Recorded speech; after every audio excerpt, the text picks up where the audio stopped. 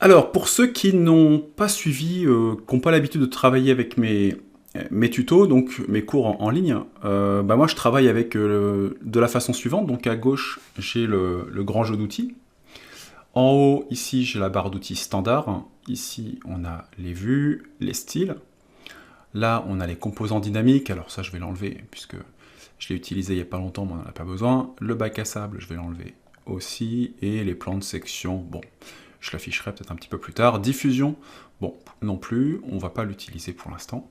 Donc voilà, donc on va travailler essentiellement avec ces trois barres d'outils. Très important. Alors, la barre d'outils standard, en fait, j'utilise très peu de choses, hein, j'utilise juste les flèches de retour. Mais en fait, la barre d'outils standard, allez hop, on la supprime. Donc on va quand même conserver de la place pour les styles et les vues. Ok, donc c'est parti. Alors bien sûr, si vous êtes sur Mac, les amis, si vous suivez la formation sur Mac, faites attention, ici, la palette par défaut, vous ne l'aurez pas, c'est des palettes flottantes, il faut aller dans le menu fenêtre pour afficher chaque palette que je vais vous montrer à chaque fois. Donc le premier travail va être l'importation de cette fameuse photo, puisque comme je vous le disais en préambule, eh ben, j'ai pas de plan AutoCAD, j'ai rien du tout, j'ai juste flashé sur cette photo, et comme je vous disais, je voulais la refaire quasiment à l'exactitude avec le photoréalisme, d'où la naissance de ce tuto, pour pouvoir vraiment se perfectionner avec la luminosité. Donc on y va.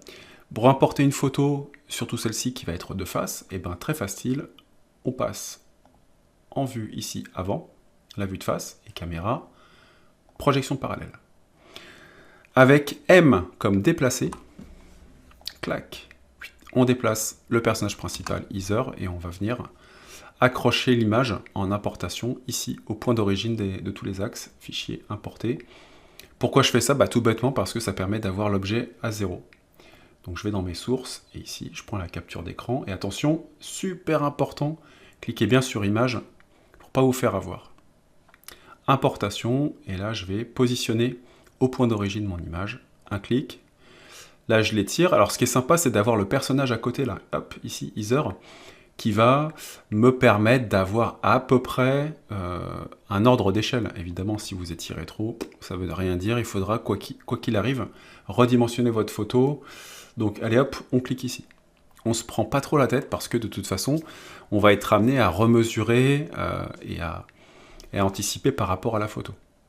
Une fois que vous avez fait ça, eh bien votre fichier commence. Vous entamez un travail hyper important, vous enregistrez toujours votre fichier. Même si ça fait, ça fait 1 minute ou 30 secondes que vous travaillez, c'est pas grave, vous enregistrez votre fichier. Donc moi je vais l'appeler chambre, tout bêtement. Allez, chambre enfant. Chambre enfant, c'est un bureau, mais peut-être que derrière il y a un lit ou autre. En tout cas, voilà. Donc j'ai importé ma photo. Très bien, super.